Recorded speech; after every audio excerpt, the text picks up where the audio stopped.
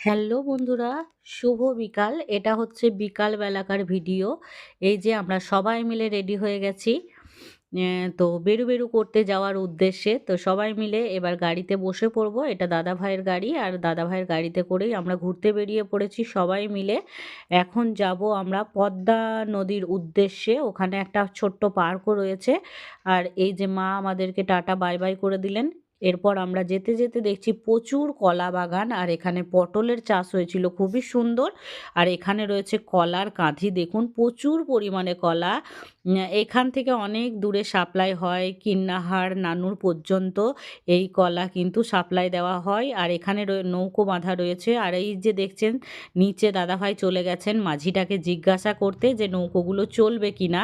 তার কারণ আমরা আবদার করেছিলাম নৌকোতে চড়ে বসবো এবং নৌকোর মজা নেব। তাই দাদাভাই কিন্তু চলে গেছে জিজ্ঞাসা করতে। এবার আমরা আস্তে আস্তে পার্কের ভিতর দিকে ঢুকছি।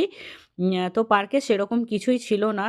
পার্কটা অতি পুরনো হয়ে গেছে। প্রচুর মানুষ কিন্তু এই যে পদ্মা নদীর ধারে কিন্তু সবাই মাছ ধরছে। পদ্মার ইলিশ তো বিখ্যাত। তো মাছ ধরা দেখতে ভীষণ ভালো লাগছিল আমাদের। আপনাদের কেমন লাগলো?